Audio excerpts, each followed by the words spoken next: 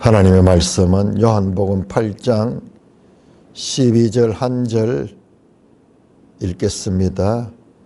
요한복음 8장 12절. 예수께서 또 말씀하여 이르시되 나는 세상의 빛이니 나를 따르는 자는 어둠에 다니지 아니하고 생명의 빛을 얻으리라. 어제 이 부분을 조금 말씀을 드렸는데 사실상 요한복음이 참 어렵습니다. 자, 여기서 또 말씀하셨다 그러죠. 또 말씀하셨다. 그러면은 그 앞에서는 무슨 말씀을 하셨는가? 우리가 이 본문을 보면은 그 앞에 말한 것은 이 간음 현장에서 잡힌 여인과의 두 분이서 대화한 것밖에 없거든요.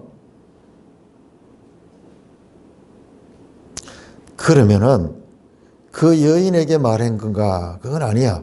뒤에 보면은 13절에 보면은 바리새인들이 이르되 그러면서 무엇과 같으냐? 앞에 초막절에 이 7장의 말씀과 연결됩니다. 초막절에 7장에 예수님께서 말씀하셨던 그 말씀과 연결이 되는 것 같습니다. 그래서 제가 어제 7장 53절에서 8장 11절까지는 여러분 거기 갈로가 되어 있잖아요.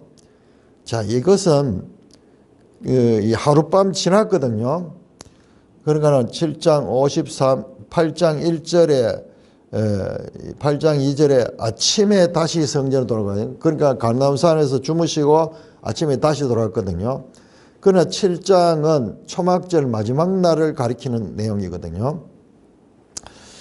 그러면은 이 8장 12절이 거기에 갖다 붙는지 이건 아닌 것 같아요. 그래서 갈로로 딱 되어 있는 것이 사본에 없는 경우가 많습니다. 그래서 이 부분에 대해서는 지금 제가 말씀드릴 것이 아니고 이 부분이 어떤 의미를 가지는가에 대해서 여러 학자들이 말하는데 우리가 거기까지 다 알기는 어려워요. 어떤 분들은 이게 이 자리가 맞다.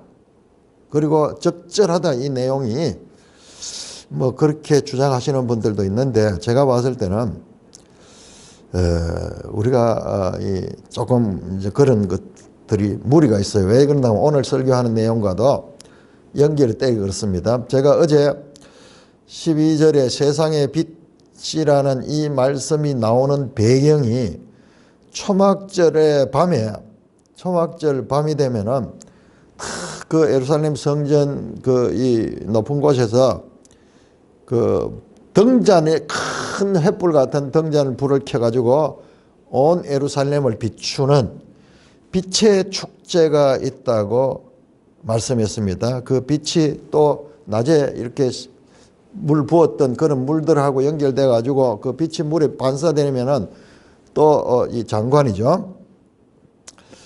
자, 우리 입장에서 보면 오늘날 우리는 뭐 밤에 뭐 가로등도 많이 있고 뭐 이렇기 때문에 이게 참 실감이 안 나는데 고대에 이 밤에 이렇게 불이 켜진다는 것은 대단한 일이에요. 우리나라에도 보면 조선시대 말기에 전기가 처음 들어와가지고 그 궁전에서 먼저 전기를 켰는데 그 광경을 보고 사람들이 막 감탄을 하고 그랬거든요. 저희들도 60년대 어릴 적에 전기가 처음 집에 들어온 걸 그 경험했는 거예요.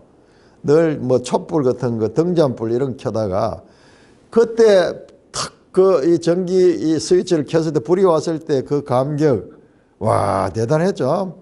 그러나 그 불은 정전이 잘 되고 그랬지만은 대단했죠. 이제 그런 거를 생각해야 됩니다. 그 밤에 깜깜할 때 빛이 선포될 적에 그 장소가 여인의 뜰에서 이 성전에 있는 여인의 뜰에서 그 빛을 비춘다 그랬죠. 그래서 이제 그렇게 하면은 이게 초막절에 행사가 되는 거예요. 그 초막절 밤이 되면은 그 빛을 하는 거예요. 그래 되면은 7장 53절에서 8장 그 11절까지 내용이 지금 이게 빠지면은 좀 자연스러운데 이게 여기 있으면은 절기가 다 끝났는데 그러니까 좀 이상하죠. 그러니까 또 예수께서 말씀하셨대요. 자, 이런 부분은 이렇게 그 정도만 알고 다시 오늘 본문으로 들어가 있습니다. 그래서 어렵습니다. 자, 이 세상의 빛이라는 이 주제는 어마어마한 주제예요. 저도 이거 건드리다가 지금 오늘 아침까지도 깨닫습니다. 세상의 빛이다. 자, 이거 보세요. 이거는 대주제예요. 요한복음 1장 4절 5절이 빛이 어둠 가운데 빛이 어둠이 깨닫지 못하더라. 예수님을 빛으로 말씀했잖아요. 그 다음에 9절에 보시면은 참빛이라고 참빛. 참빛. 예? 참빛.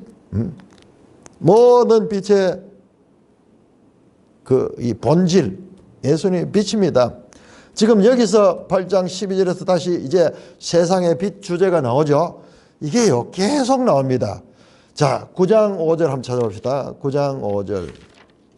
그래서 이 본문을 다루기가 쉽지 않아요. 자, 9장 5절에 가면은 다시 내가 세상인 동안 세상의 빛이다. 자, 8장 12절, 9장 5절. 그래서 제가 이 9장과 이 8장 12절, 9장 5절이 같은 주제로 묶이잖아요.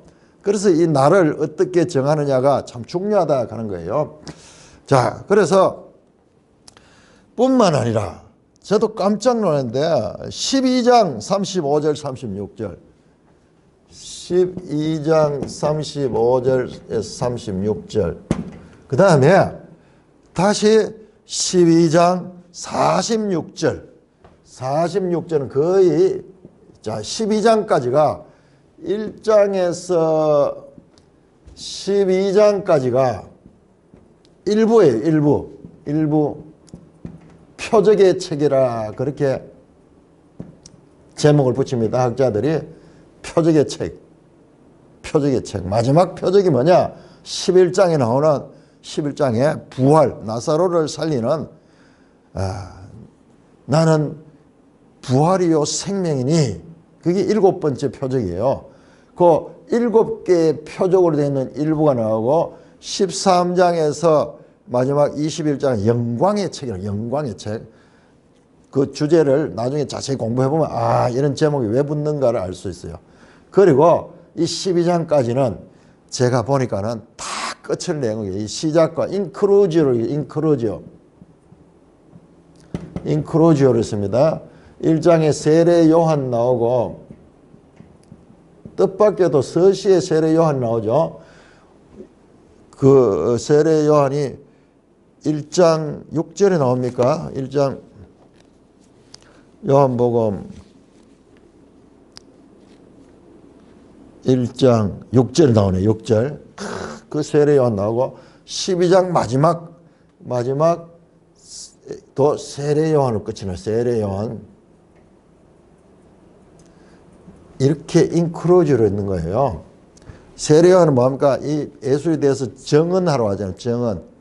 그래서 마지막에 보면은 12장 한번 볼까요?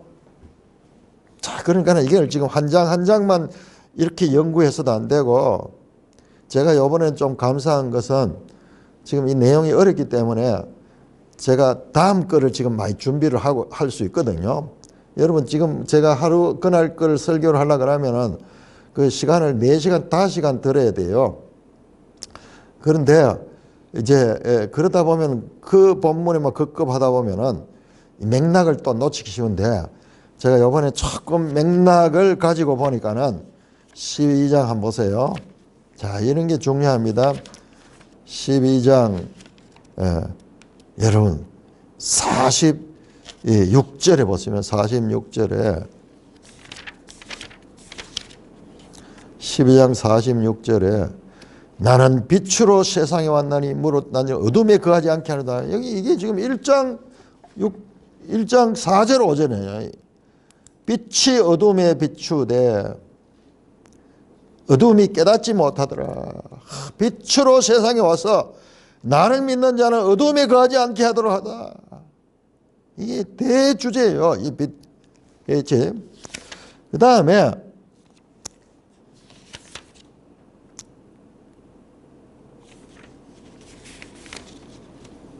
이제 10장에 가시면은, 자, 그건 나중에 설명하겠습니다. 자, 이렇게 요게 정교한 인클루저를 이루고 있다. 이 요한복음이에요. 이런 것들을 우리가 볼 수가 있어야 됩니다.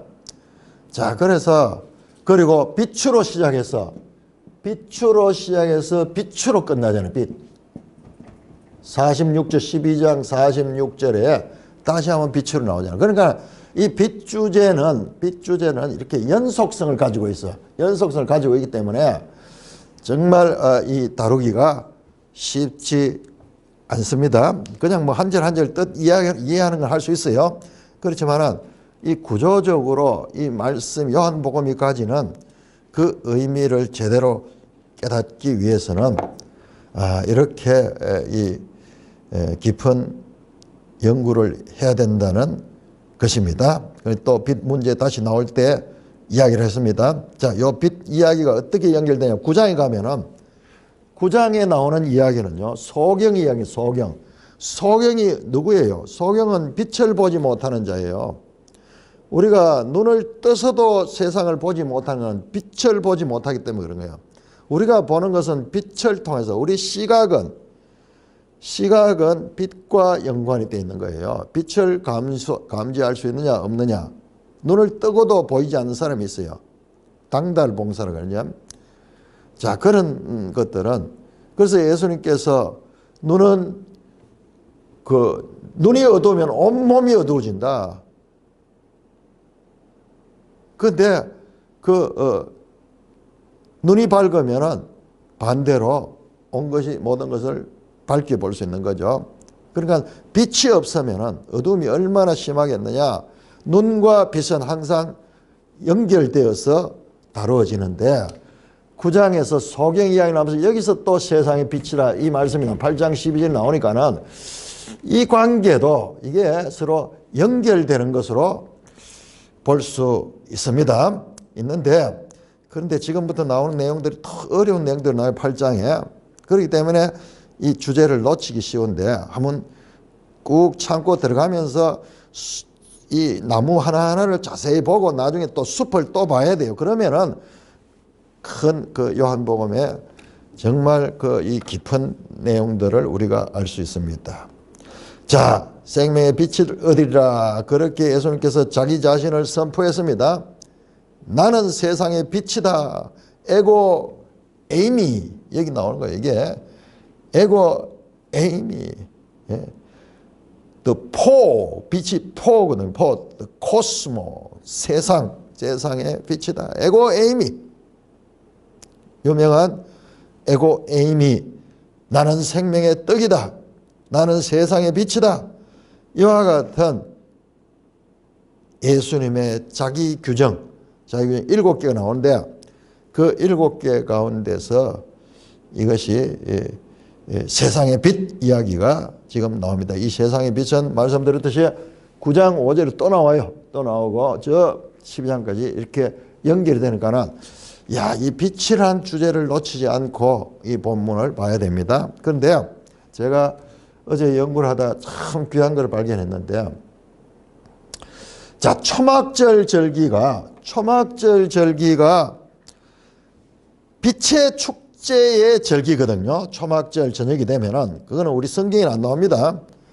성경에는 그냥 초막절 절기만 나오고 그다음에 뭐 제사 드리는 건 나오고 제물 나오고 이러는데 실제적으로 행해지는 그와 같은 축제가 밤이 되면은 매일 빛의 축제를 했습니다. 그래서 초막절 배경에서 지금 이 말씀이 선포되는 거예요. 선포되는데. 근데 10장에 가면은 10장 22절인가 여기 가면은 수전절이 나와요. 수전절. 유명한 수전다운데 여러분 여기 가서 자세히 설명되지만 이 수전절도 빛과 연관해서 빛과 그러니까는 이 말씀들이 그 이후에도 이 빛에 대한 이야기가 계속 선포되는 거예요. 그래서 어떤 면에서는요, 지금 초막절과 놀라운 것은 초막절도 8일 동안 지킨 8일 동안. 그런데 수전절도 8일 동안 지켜요. 그래서 이 수전절은 성경에 안 나오는 그 절기거든요. 수전절은 이게 BC 160년경에 이 만들어진 절기인데, 근데 이게 성경에 나오는, 예수님 시대에 나오는 거예요. 이 수전절을 자세히 연구하면 이게 제2의 초막절이라. 자, 거기 가서 자세히 설명. 그렇다면 이것도 빛의 축제예요, 빛의.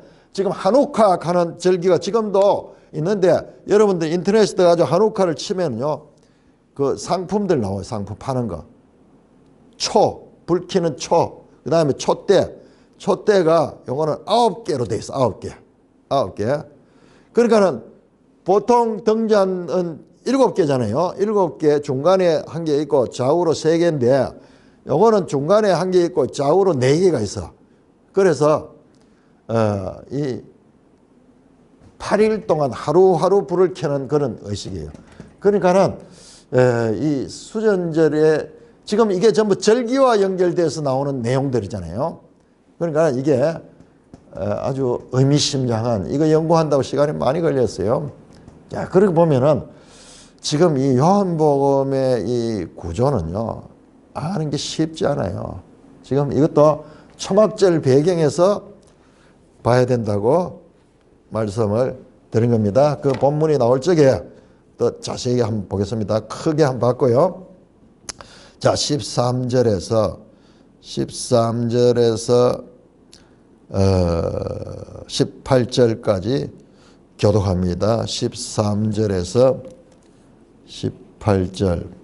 바리새인들이 이르되 너가 너를 위하여 정언하니 네 정언은 참되지 아니하도다. 예수께서 대답하여 이르시되 내가 나를 위하여 정언하여도 내 정언이 참되니 나는 내가 어디서 오며 어디로 가는 것을 알거니와 너희는 내가 어디서 오며 어디로 가는 것을 알지 못하느니라. 너희는 육체를 따라 판단하나 나는 아무도 판단하지 않으노라. 만일 내가 판단하여도 내 판단이 참되니 이는 내가 혼자 있는 것이 아니요 나를 보내신 이가 나와 함께 계심이라. 너희 율법에도 두 사람의 정언이 참되다 기록되었으니 내가 나를 위하여 정언하는 자가 되고 나를 보내신 아버지도 나를 위하여 정언하시느니라. 자, 여기까지 잘라보겠습니다. 연결해서 보면 좋은데 지금 이 내용이, 자, 이게 여러분 요한복음, 자, 예수님이 나는 세상의 빛이다 그렇게 선포하니까는 나를 따른 자는 어둠에 다니지 않고 생명의 빛을 얻으리라. 여러분 이것도요, 1장 4절 5절에 빛이 어둠의 빛이요 이 빛은 세상의 생명이라 그렇게 생명이라 그래서 그 1장 지금 그 4절 5절의 말씀이 지금 여기에 다시 나옵니다. 바리새인들이 너가 너를 위하여 정언한 네 정언은 참되지 아니하다. 무슨 말이냐 그러면은 사람이 어떤 정언을 할 때는 두 사람 이상이 정언이 일치해야지 정언으로 받아주는 모세 율법이 있잖아요. 뒤에 나오죠. 뒤에 나옵니다. 17절은 너희 율법에도 두 사람의 정인이 참되다 기록되었으니. 그런데 두 사람 이상이 너를 정언했는데 너는 네 스스로 정언하니까는 네 정언은 효력이 없다 그 말이에요. 효력이 없다. 자, 이 문제도 여기까지 관심이 있을 분들은 참 잘 없을 거예요. 5장 31절 말씀과 반대됩니다. 자, 5장 31절 제가 이거 5장 할 적에 힘주어 강조했던 건데, 자, 5장 31절 보세요. 내가 만일 나를 위하여 정언하면 내 정언은 참되지 아니하되 나를 위하여 정언한 이가 따로 있으니 나를 정언하시는 그 정언이 참인 줄 아니라. 자 보세요. 31절에 내가 만일 나를 위하여 정언하면 내 정언은 참되지 아니하다. 자 이거를 거의 대부분 이 주석가들은 이 부분을 지금 이 말씀 방금 나왔던 8장에 나오던 그 말씀, 그러니까 너희 율법에도 두 사람의 정언이 참되다 기록되었다 그러면서 하는 그 말씀으로 연결하는데 그게 아니라고 제가 말했습니다. 왜냐 그러면은 자 보세요. 14절에 극하니까는 예수님이 뭐라고 말합니까? 내가 나를 위하여 정언하여도 내 정언이 참되다 말하잖아요. 자 여기는 보세요. 5장 31절 내가 나를 위하여 정언하면 내 정언이 참되지 아니하다 반대잖아요. 예수님 스스로 모순을 하는 같이 말씀하고 있잖아요. 이 두 개 다르잖아요. 여기는 내가 내 정언해도 내 정언은 참되다. 그런데 여기에서는 31절은 내가 나를 위하여 정언하면 내 정언이 참되지 아니하다 그랬거든요. 자, 이 두 개가 서로 정면 모순되잖아요. 근데 31절을 자세히 보세요. 31절은 만일 가는 거예요. 만일. 예수님이 그래 안 하는 거예요. 자신이 자신을 정언하지 안 하는 거예요. 만약 그래 한다 하면 참되지 아니하다 이 말이에요. 그때 제가 이걸 어떻게 해석했냐 그러면은 이거는 두 정인 그 이야기가 아니고 앞에 나오는 아버지와 나는 하나다. 30절에 나는 아무것도 스스로 할 수 없느라 듣는 대로 심판하라. 나는 내 뜻대로 하지 않고 보내신 이의 뜻대로 한다. 그러므로 내 심판은 어렵다. 나는 아버지와 늘 같이 한다. 그런데 만약 그 아버지와 같이 하지 않고 내가 스스로 정언한다. 그러면은 참되지 않았다. 그 말이에요. 만일. 이게 두 개가 같은 내용이 아니에요. 같은 내용이 아닙니다. 자, 여기에서 이 자신의 정언이 참되지 아니하다. 그러니까 아버지와 분리된 상태로 내가 나를 주장한다 그러면은 그것이 참되지 않다는 말이에요. 그래서 예수님은 그렇게 안 하는 거예요. 만일 부처님 만일 그렇다면 아니지만은 나는 그렇게 안 한다 이 말이야. 그런 일이 없다는 거야. 불과 분리적인 연합관계다라는 것을 이야기하는 거예요. 자, 원문은 다시 돌아옵니다. 자, 지금은 그 내용하고 다릅니다.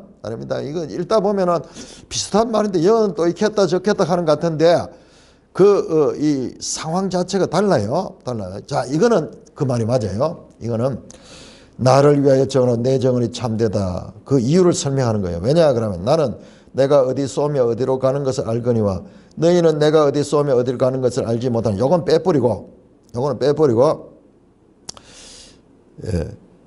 16절과 연결해서 내가 만일 내가 판단하여도 내 판단은 참되다. 여기서는 또 가죠. 왜냐 그러면요. 내가 혼자 있는 것이 나를 보내시니까 나와 함께 계심이 돼요. 여기 두 정이냐.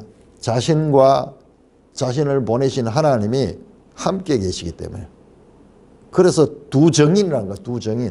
두 정인이라는 이 말을 지금 하는 거예요. 그러면서 17절은 너희 율법에도 두 사람의 정언이 참되다 기록되시니 내가 나를 위하여 정언하는 자가 되고 나를 보내신 아버지도 나를 위하여 정언하시느니라. 아버지와 아들이 같이 정언하시기 때문에 율법에도 어긋나지 않는다 하는 말씀을 여기서 하는 겁니다.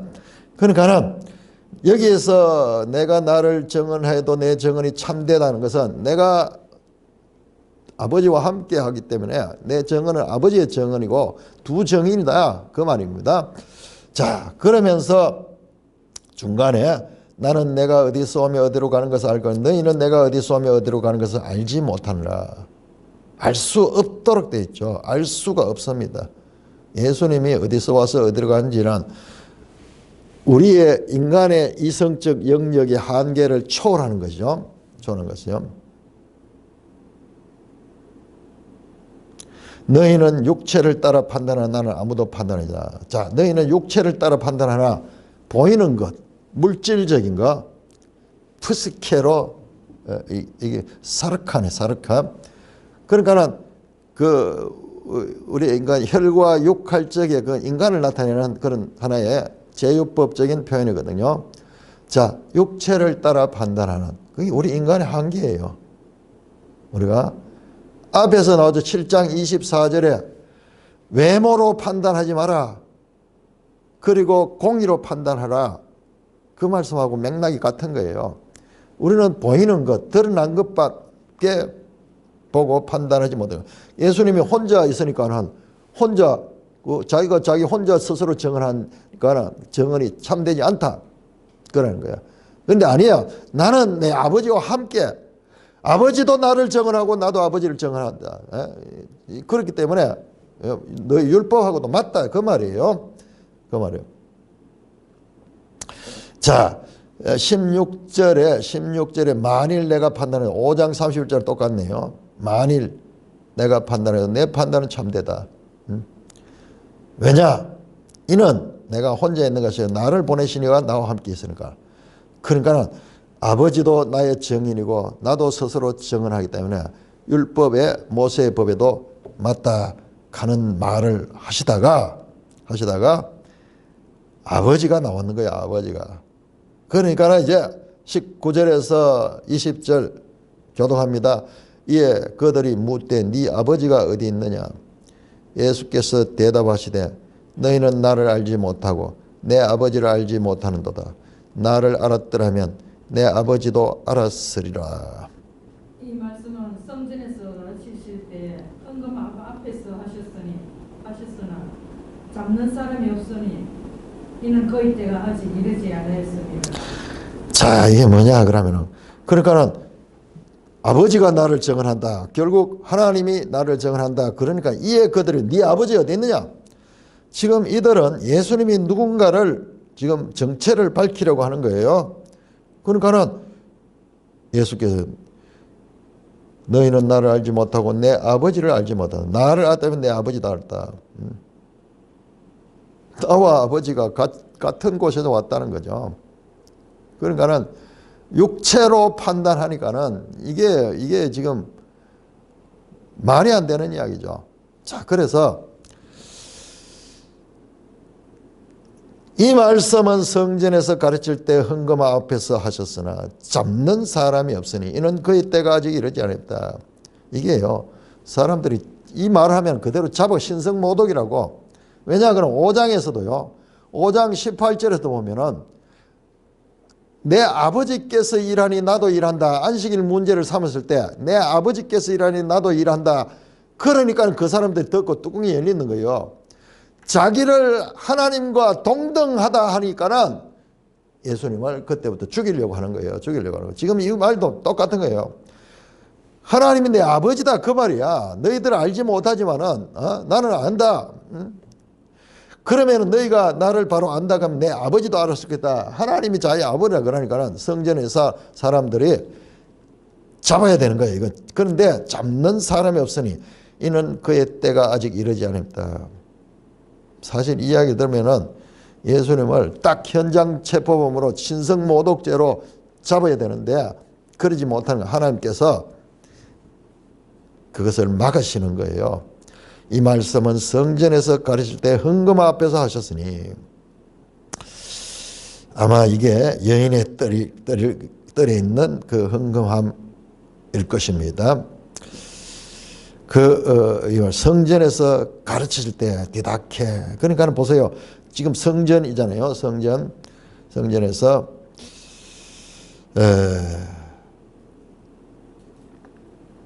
그의 때가 아직 이르지 않았다. 그러면서 이제 에고 에이미 투 포스토 코스모. 나는 세상의 빛이라 하는 말씀이 선포되고 지금 이런 내용들로 연결되면서 유대인들과 논쟁이 이제 이어집니다. 자, 8장 21절 22절 교동합니다. 요한복음 8장 20을 다시 이르시되 내가 가리니 너희가 나를 찾다가 너희 죄 가운데 죽겠고 내가 가는 곳에는 너희가 오지 못하리라. 유대인들이 이르되 그가 말하기를 내가 가는 곳에는 너희가 오지 못하리라 하니 그가 자기 가르는가. 자, 예수님께서 다시 말씀합니다. 그들을 향하여, 유대인들을 향하여 내가 가리니.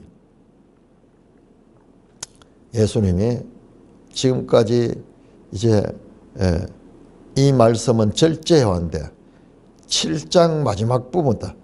7장 34절 34절 한번 보세요. 7장 34절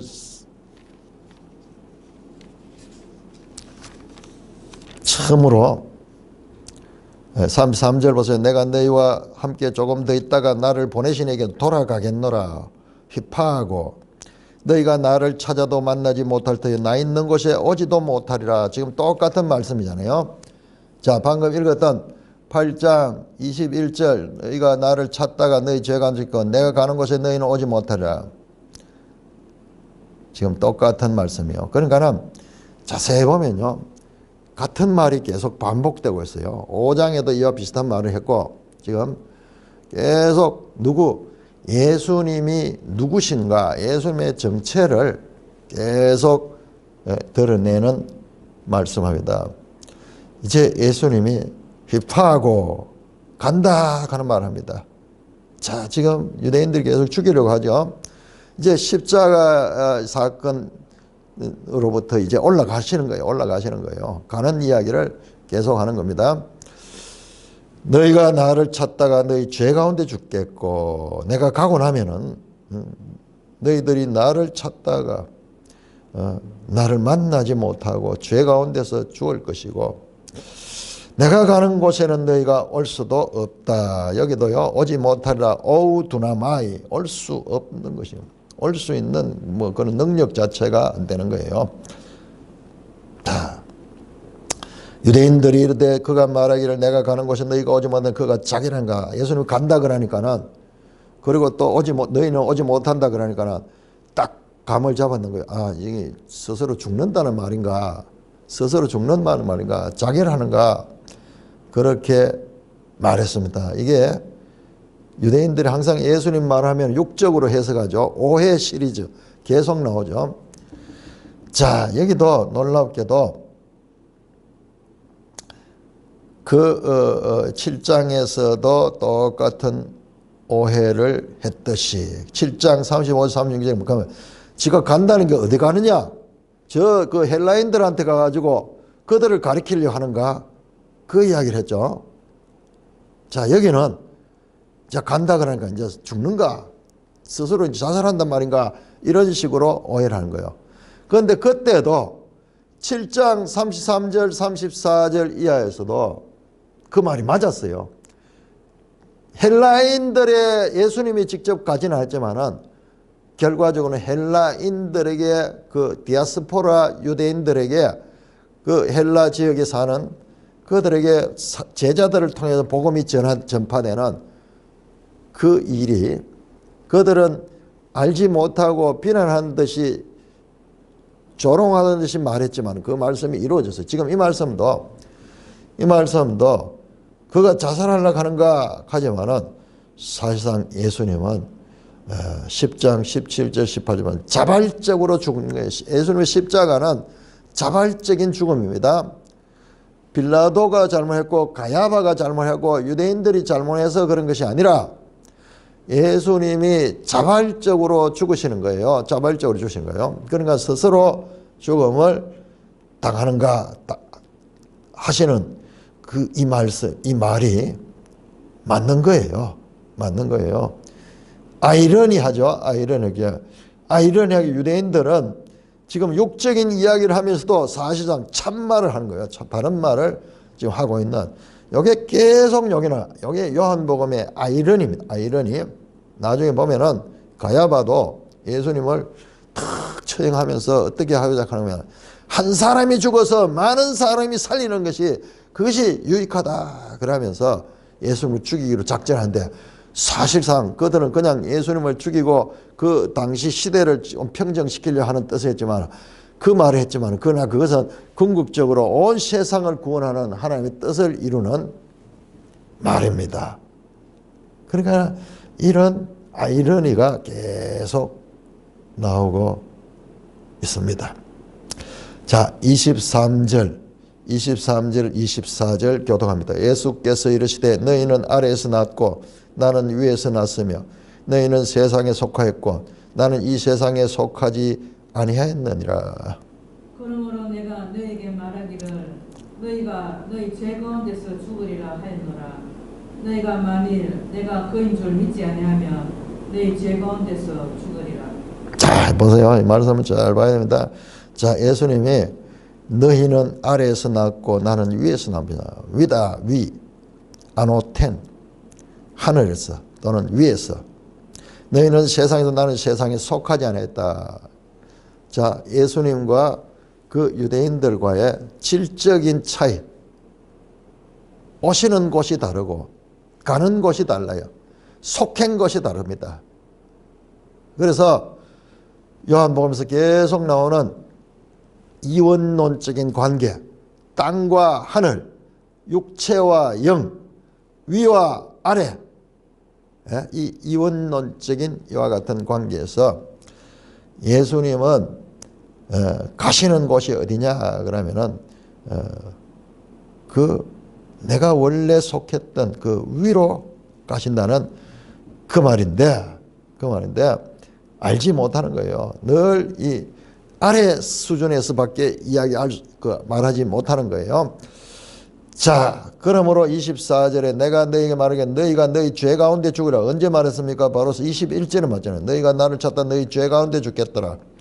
그 말을 지금 다시 하면서 자, 그 죽음에서 살 수 있는 길을 제시합니다. 너희가 만일 내가 그인 줄 믿지 아니하면 너희 죄 가운데 죽으리라. 이 말은 너희 죄 가운데 죽으리라. 너희 죄 가운데 죽으리라. 그 안에 믿지 아니하면 반대로 믿으면 죽지 아니할 수 있는 거죠. 죄로부터 자유함을 얻고 영생에 이를 수 있는 것이죠. 자, 믿으면은 죽지 아니하고 믿지 아니하면 죽는다. 거기서 만일 내가 그라는 것, 에고 에임이에요. 이게 내가 그다.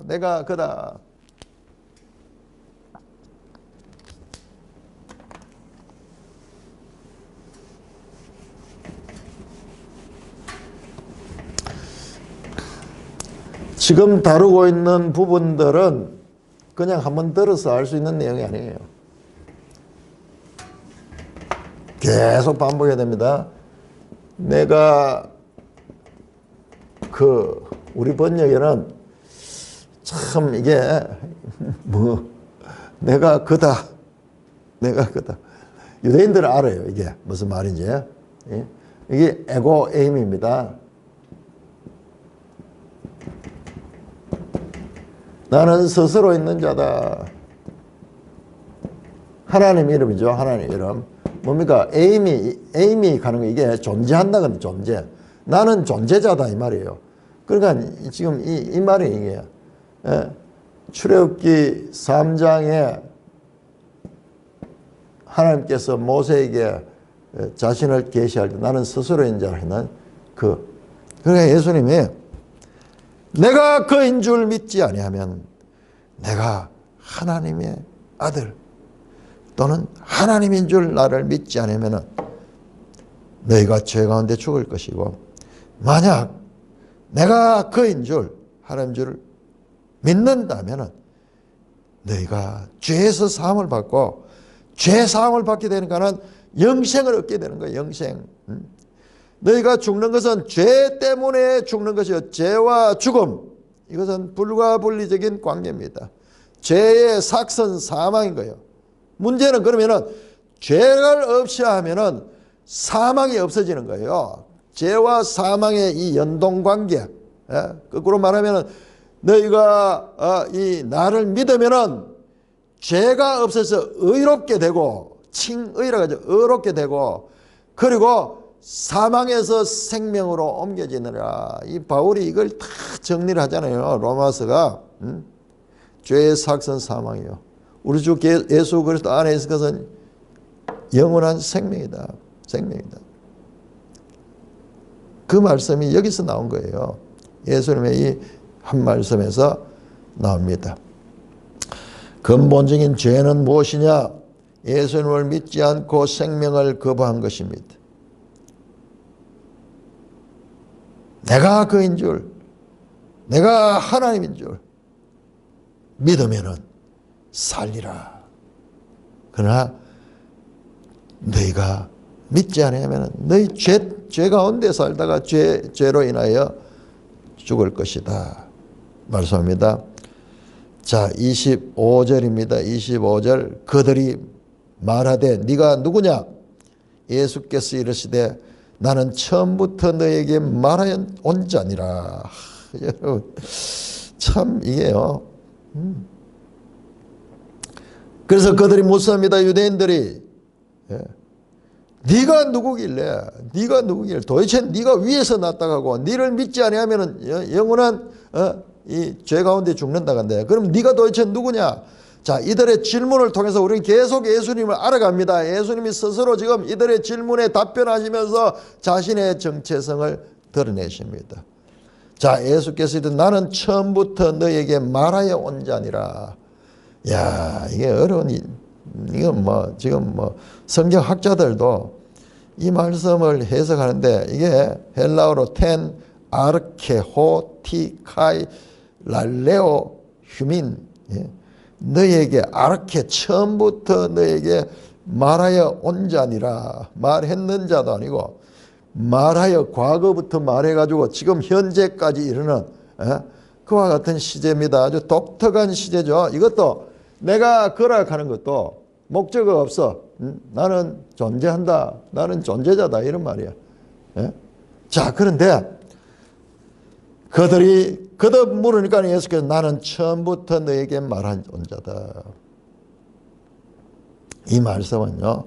자, 우리가 이사야서가 요한복음과 밀접한 연관을 가지고 있습니다. 자, 이사야 41장 4절 한번 찾아볼까요? 이사야 41장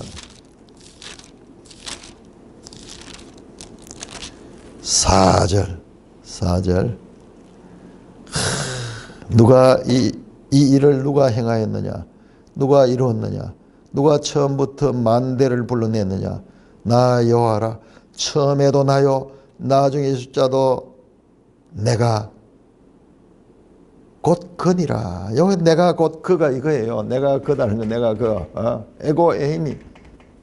내가 그다. 이러면 내가 그다는요. 이사야서부터 나옵니다. 이사야. 에고 에이미. 내가 그다. 누구냐? 처음부터 만대를 불러내고 처음부터 나중까지 있을 자인 신성, 하나님의 신성. 자신이 처음부터 말하여 온 자라는 것을 지금 말씀합니다. 잠언 8장 22절. 자, 잠언 8장 22절. 그 유명한 이 지혜가 8장 22절. 여호와께서 그 조화의 시작 곧 태초에 일하시기 전에 나를 가졌으며 만세전부터 태초부터 땅이 생기기 전부터 처음부터 있었던 존재야. 처음부터 말씀하여 온 존재라. 태초에 하나님이 천지를 창조하시나 하나님이 말씀하시되 빛이 있으라 하시며 빛이 있었고 그 처음부터 있던 그 말씀하신 분, 내가 스스로 내가 너에게 말하여 온 자다. 말하여 온 자다.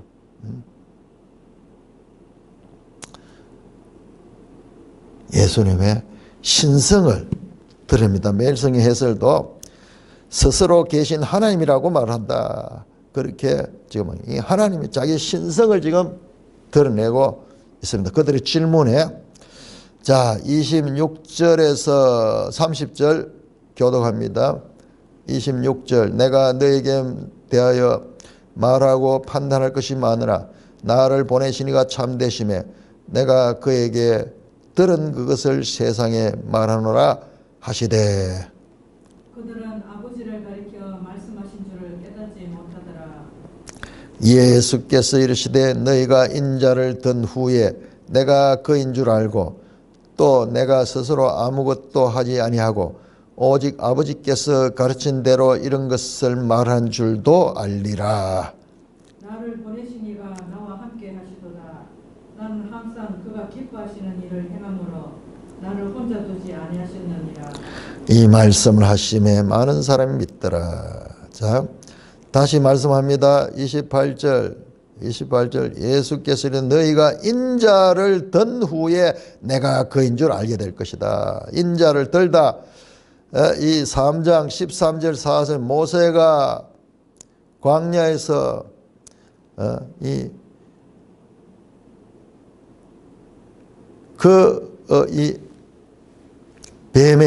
뱀을 형상을 만들어서 든 것 같이 인자도 들려야 하리라 그랬죠.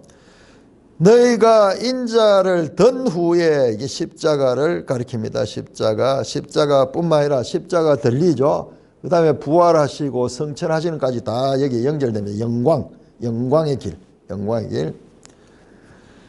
자, 든 후에 내가 그인 줄 알아. 또 나오죠. 내가 그 이제 에고 에임이 내가 하나님이다. 그러니까 내가 부활하고 성천할 때 이제 내가 하나님인 줄 알게 될 것이다.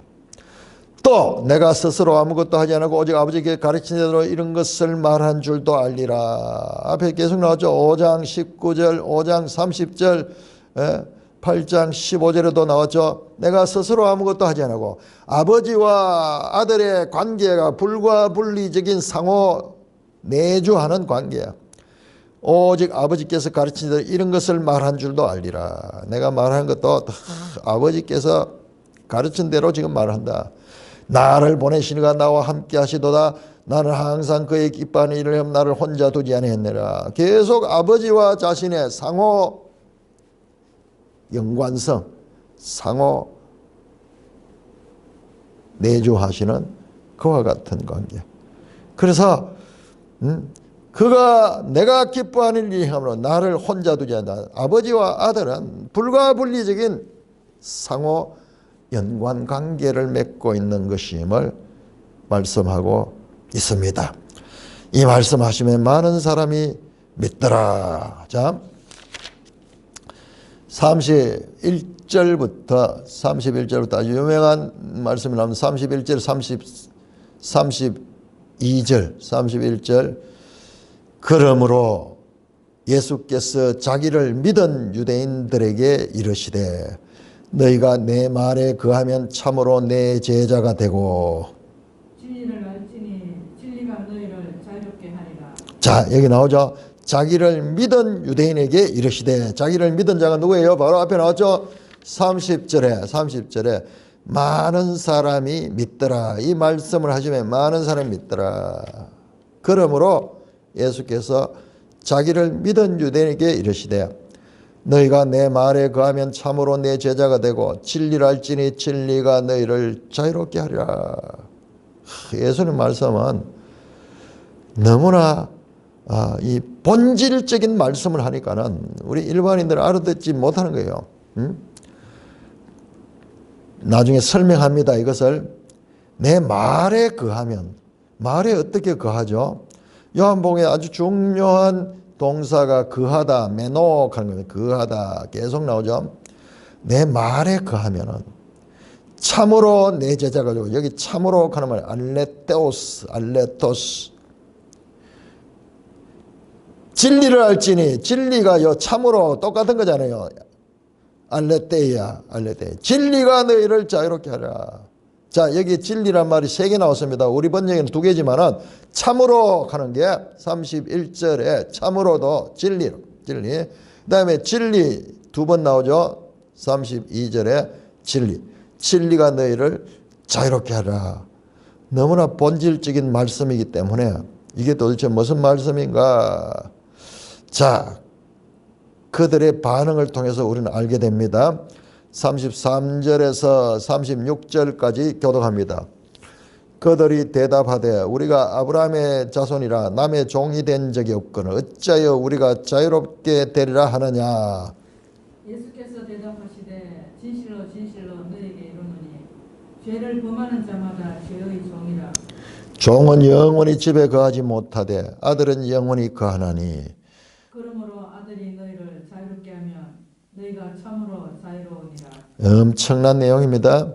자, 우리가 진리를 알지니 진리가 너희를 자유롭게 하리라. 이 말씀은 막 교훈으로 다 곳곳에서 이런 글씨를 많이 볼 수 있습니다. 그런데 이 맥락을 알아야 돼요. 이 말씀이 무슨 뜻인가? 그냥 우리가 무슨 좀 이 자유되는 그런 차원의 이게 본질적인 인간 존재의 본질에 관한 말씀이에요. 자, 그 사람들이 자유롭게 되리라 그러니까 자기들이 자유인데 예민합니다. 이 사람들은. 왜냐 그러면 1세기 때는 특히 로마의 지배를 받고 있는 유대인들의 입장에서는 이 말이 아주 예민한데 로마에는요 한 30-40% 정도가 노예예요. 종들, 노예들. 그 다음에 나머지는 자유인이에요. 자유인. 그러니까 자유인과 종의 관계, 자유인과 노예의 관계는 신분이 완전히 구별되는 거예요. 우리도 마찬가지예요. 조선시대에 심지어는 어떤 때는요 인구의 반이 종이었다 그래요. 참 말도 못해요. 종을 자꾸 늘어갖는 거예요. 예를 들어 가지고 종인 남자와 종이 아닌 여자. 그러니까 종은 성이 없어 성. 그러니까 누가 박씨성을 가진 어떤 여인이 너무 집이 가난해져 가지고 이 종과 결혼을 하잖아요. 그러면은 여기에서 낳는 여자 그 어머니에서 낳는 자녀들도 종이 되는 거예요. 아니잖아요. 이 사람은 종이 아니었는데 신분 자체가.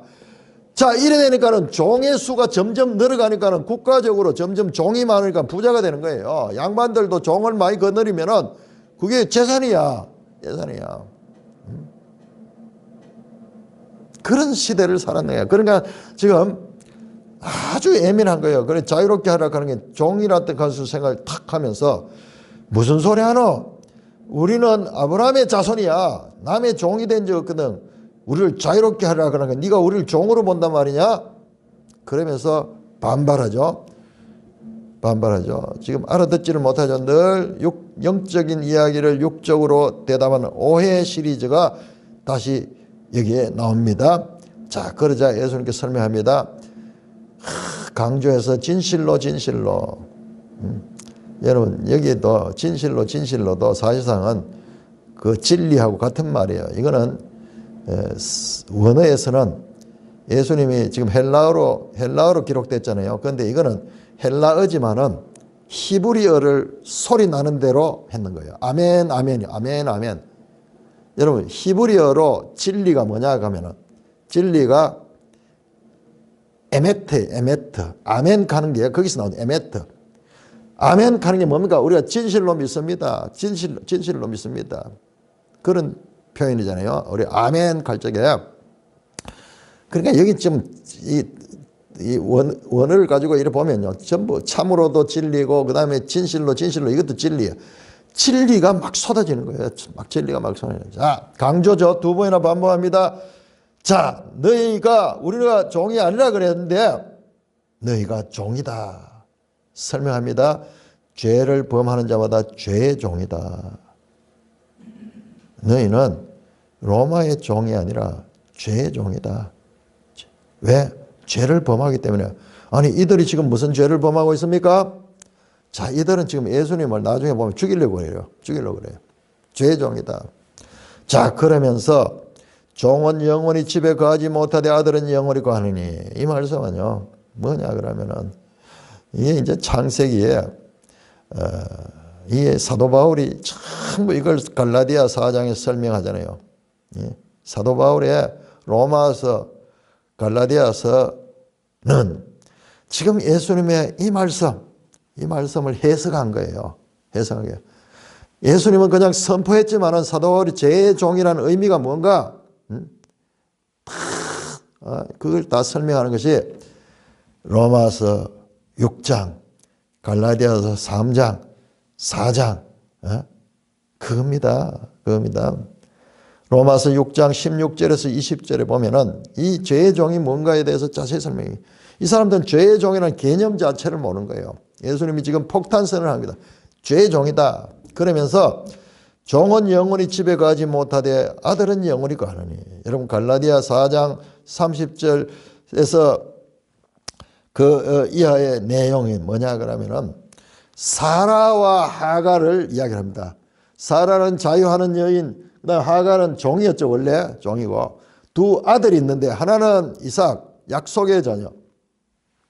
이것은 자유인의 아들이고 이건 아들이고 이것은 하갈로부터 낳는 아들 이스마엘. 이는 육체를 따라 낳는 거야. 육체를 따라. 그러면서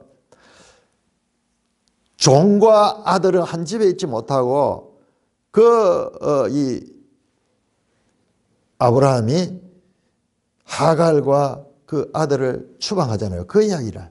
그 이야기로 사도 바울이 해석합니다. 그 이야기. 종은 영원히 집에 거하지 못해. 오 메노. 그러나 아들은 영원히 거한다. 메노. 종은 쫓겨납니다. 쫓겨납니다. 같이 할 수가 없어요. 같이 할 수 없습니다. 자, 그러므로 아들이 너희를 자유롭게 하면 너희가 참으로 자유롭다. 자, 그래서 그 아들이 너희를 자유롭게 너희가 참으라. 죄의 종에서 너희가 자유롭게 한다. 아들이 죄에서 그 자유케 하는 그와 같은 능력을 가지고 있다. 그 아들이 그렇게 한다. 아들이 그렇게 한다. 자, 이스라엘 백성들은 자신들이 아브라함의 아들이라, 아브라함의 자손이라 자부심을 꼭 갖습니다. 실제적으로 지금 이 이스라엘은 이 로마의 지배를 당하고 있잖아요. 식민 국가잖아요. 나라로 보면은 로마의 종된 나라야. 로마가 주인이고 종된 나라야. 그런데 자신들은 지금 아브라함의 자손이라는 이와 같은 선민 사상으로 로마를 무시하는 거예요. 무시하는 거예요. 내가 비록 잠시 이렇게 있지만은 너희는 이 지옥의 불쏘시개야. 우리는 하나님의 백성이야. 이 선민 사상으로 충만한 것을 볼 수 있습니다.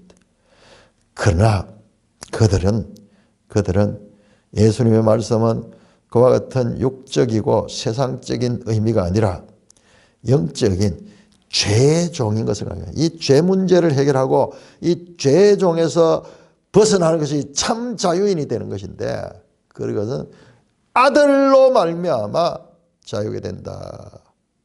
그러면서 지금 예수님께서 말씀하고 있습니다. 율법은 유대인들의 죄인됨을 폭로하는 중요한 기능을 가졌습니다. 로마서 다 설명하죠. 로마서 갈라디아서 나오죠. 율법으로는 죄를 깨달음이라. 그런데 자신들은 율법의 사람이라고 해서 자신들은 자유인이라 생각하는데 그 율법을 제대로 이해를 못하고 있습니다. 예수님께서 그 유대교의 한계를 지금 드러내면서 새로운 생명길을 제시하는 내용으로 이어지고 있습니다. 자, 오늘 여기까지 하도록 하겠습니다. 찬송가 421자